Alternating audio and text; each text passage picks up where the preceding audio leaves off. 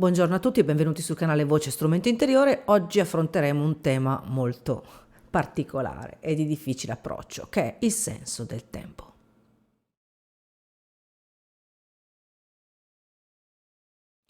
Le teorie sul perché una persona nasca con un buon senso del tempo oppure no sono svariate.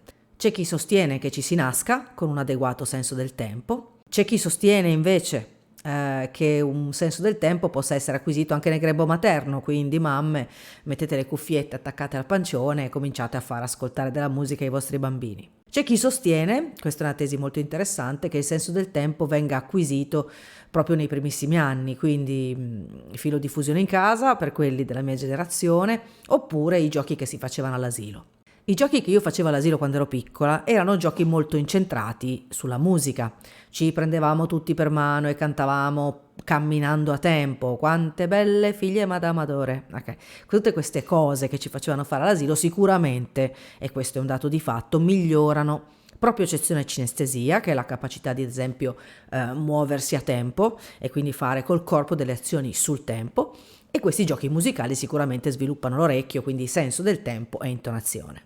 Resta il fatto che comunque, vuoi perché non sono andati all'asilo, vuoi perché in famiglia non c'era una cultura musicale, arrivano a un insegnante di canto o a un vocal coach molti allievi che hanno problemi di senso del tempo. Ho deciso di fare questo video oggi fondamentalmente perché mi avete chiesto di questo istituto a Roma dove ci sono corsi che durano 3 anni per sistemare il senso del tempo. Io stessa avevo chiamato come docente interessata a fare formazione per docenti e avrei dovuto andare a Roma, quindi la cosa per me non era così agile, avrei dovuto rinunciare a lavorare, quindi non ho potuto farlo. Ci sono sicuramente istituti come il Dalcroz di Roma, proprio l'ultimo messaggio mi ha chiesto di questo e mi ha fatto venire in mente che possiamo fare un video e parlare dei principali problemi. Al di là di queste istituzioni che curano la mancanza di senso del tempo in maniera vera e propria, noi come insegnanti dobbiamo trovarci a saper offrire comunque un servizio all'allievo che si presenta e che ha di questi problemi. Vi posso dire la mia esperienza personale e come tento di approcciare io la situazione. Io sono un insegnante sicura al 100% perché ne ho le prove, perché Martina, ad esempio, ha brillantemente superato i suoi problemi di senso del tempo così. Un ragazzo che vuole cantare e quindi eventualmente con i vocalizzi si può risolvere il problema dell'intonazione, ma un ragazzo che non riesce a risolvere problemi di senso del tempo va portato a studiare il pianoforte. Studiando il pianoforte, quindi seguendo un metronomo, noi miglioriamo 100 su 100 il senso del tempo. Però di cosa stiamo parlando? Stiamo parlando di persone, quindi ogni persona è diversa. L'insegnante che insegna a tutti allo stesso modo in realtà sta commettendo un errore. Abbiamo già affrontato questo discorso parlando delle posture in omeopatia. Un carbonico, un sulfurico, un cloridrico hanno una postura diversa e quindi non si può insegnare a tutti la stessa cosa. E l'insegnante deve essere capace di distinguere qual è la cosa migliore da insegnare a uno che ha la postura carbonica piuttosto che a un sulfurico piuttosto che a un cloridrico. Quando si parla del senso del tempo bisogna fare la stessa discriminazione in senso positivo, cioè di cosa stiamo parlando? Bisogna capire la persona che abbiamo di fronte e bisogna capire qual è il suo senso predominante. Abbiamo diversi sensi coinvolti nella musica, abbiamo la vista quando leggiamo una partitura, abbiamo il tatto quando suoniamo uno strumento, abbiamo l'udito, nel caso del canto non dico che abbiamo il gusto, ma usiamo la fonazione che comunque dipende dall'udito e per ultimo, non meno importante, la propiocezione. Dobbiamo capire l'allievo che abbiamo di fronte qual è il suo senso forte. Vi faccio l'esempio. La mia allieva Olga ha una memoria visiva molto spiccata, perché alcuni concetti di note alte, note basse, quindi registro di testa, speech, tessitura, registro di petto, vengono recepite all'istante se io sulla lavagna, ad esempio, disegno un grafico simile a un elettrocardiogramma per farle capire come si muovono le note che lei sta cantando. Diverso è per Olga quando deve muoversi a tempo, quindi quando si cerca di far dialogare l'udito con la vista e con la propiocezione, che è la capacità di muoversi a tempo, la situazione si fa un pochino più complicata. Sono comunque contenta perché abbiamo tentato diversi approcci, quindi sicuramente ho portato Olga verso lo studio del pianoforte. In coda a questo video vi metterò il suo buon risultato ottenuto. E ho scoperto che Olga, mettendo davanti un metronomo, quindi abbiamo delle app per telefonino dove oltre a sentirsi il suono del metronomo abbiamo anche delle luci che si accendono. Essendo molto forte nel caso di Olga la memoria visiva, lei riusciva a percuotere il tasto esattamente guardando il metronomo, quindi guardava queste luci che si accendevano e schiacciava il tasto a tempo. È stato un pochino più faticoso passare all'aspetto uditivo, però necessariamente procediamo con guardare il metronomo e suonare la tastiera. Successivamente, se chiude gli occhi, queste luci invece di vederle con gli occhi, le possiamo vedere dentro la nostra mente. Quindi come facciamo a interiorizzare la vista? Guardiamo la luce che si accende del metronomo, poi chiudiamo gli occhi e immaginiamo di avere delle luci che si accendono nella nostra testa. La memoria visiva negli esseri umani è molto importante, è uno dei nostri sensi più sviluppati e possiamo poi in futuro accedere a questa memoria visiva disegnando delle immagini e poi interiorizzandole, quindi visualizzandole, facendole visualizzare all'allievo nella propria mente. Il costrutto di tempo più semplice che abbiamo è un costrutto basato su 2 punti, perché lo stesso metronomo tradizionale di una volta, che aveva la sbarretta che faceva così, che cosa ci diceva? Che il primo battito era a sinistra, il secondo battito a destra o viceversa. In ogni caso potremmo immaginare un punto A e un punto B collegati da una retta, quindi un senso 2/4, ok? 4/4, comunque basato sulla struttura del 2, che è l'anima della misura, può essere utilizzato per dare i primi cenni di nozioni sul tempo. Ma parlando di tempo bisogna parlare anche di generi musicali, perché chiaramente i generi musicali più semplici da eseguire sono generi musicali che si basano proprio su questa struttura della A e del B, collegati da una retta che è il nostro movimento del metronomo. Ad esempio, se noi cantiamo la dance è un genere molto sul tempo.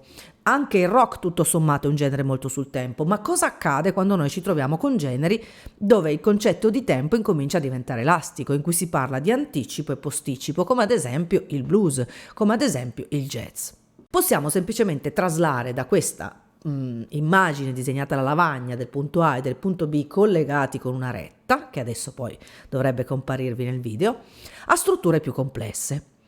Il principio stesso di legato non può essere troppo strettamente collegato al senso del tempo, perché se noi abbiamo una frase legata, l'esecuzione non può essere fatta show me that you got me, show me that you got, marcando troppo questi 2 punti collegati dalla retta, altrimenti diventiamo troppo burattini nell'esecuzione. Allora possiamo, ad esempio, quando si parla di legato, mantenere la struttura di tempo a 2, ma invece che collegare questi 2 punti come una retta, possiamo ad esempio collegare questi punti con una circonferenza. Vediamo l'immagine. Show me that you got me, show me that you got me, show me that you got me. Il colpire questi 2 punti diventa più legato, diventa più flessibile, soltanto se noi nella nostra mente o davanti ai nostri occhi, invece di collegare questi 2 punti con una retta, li facciamo collegare da una circonferenza. A questo punto, quando noi studiamo un brano, ad esempio blues o jazz, dove il concetto di tempo non è così burattino, tac, tac, che è un concetto che si collega meglio allo staccato che al legato, incominciamo a lavorare il legato su questa struttura collegata da un cerchio che così ci rallenta nell'esecuzione agevolando il legato di questi 2 punti. Quando invece noi parliamo di blues, l'attacco o l'uscita da una frase, quindi il concetto di anticipo e posticipo, come li potremmo spiegare? Facciamo proprio un piccolo esempio di Ain't No Sunshine When She's Gone, cantata però da Eva Cassidy.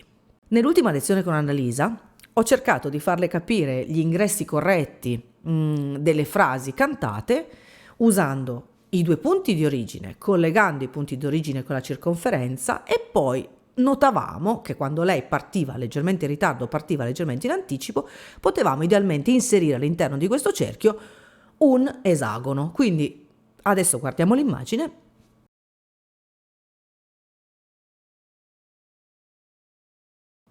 Vedremo che avremo un esagono, quindi non avremo solo più il punto A e il punto B, ma ci siamo divertiti a disegnare altri 2 punti sotto e 2 punti sopra che abbiamo chiamato A1, A2 e B1, B2.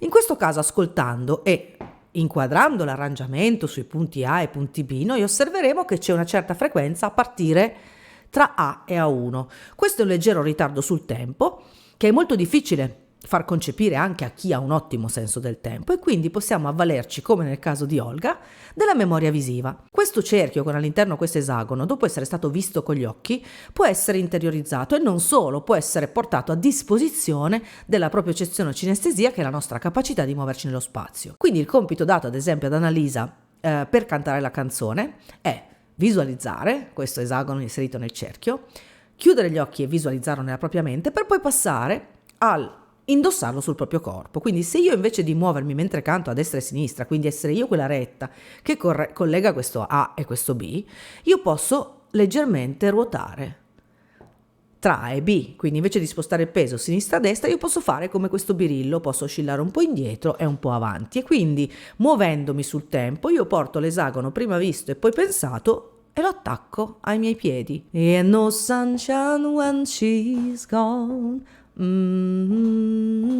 it's not warm when she's away. E così otteniamo un'esecuzione praticamente perfetta e capiamo esattamente che cosa fa Eva Cassidy nei suoi anticipi e posticipi cantando il blues. Questa è soltanto una piccola pillola, perché io nei miei video do sempre in un video alcuni accenni dell'argomento, anche perché sviscerarli è poi programma di un corso di canto, quindi è compito di molte più ore di lezione dettagliate e lavoro fatto nello specifico sulla persona per poter essere approfondito. In ogni caso questo è un primo assaggio di come può ad esempio l'insegnante di canto, sfruttando la vista e successivamente, come nel caso di Olga, l'udito a occhi chiusi, in cui la vista viene interiorizzata come un'immagine nella mente, e poi in terza fase su ritmi complessi più difficili addirittura interiorizzata e mandata a propriocezione sinestesia attraverso movimenti del nostro corpo, in modo da risolvere i nostri problemi col tempo.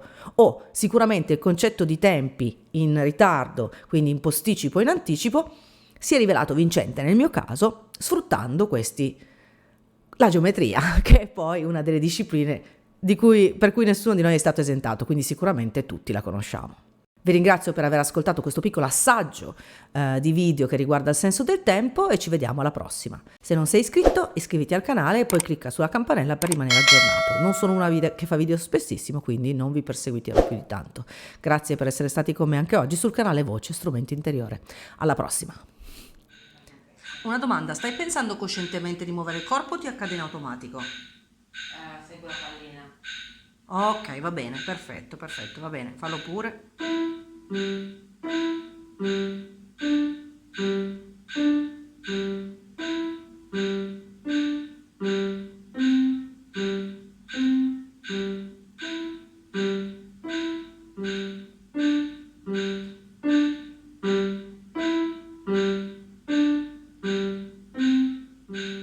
E questo era perfetto.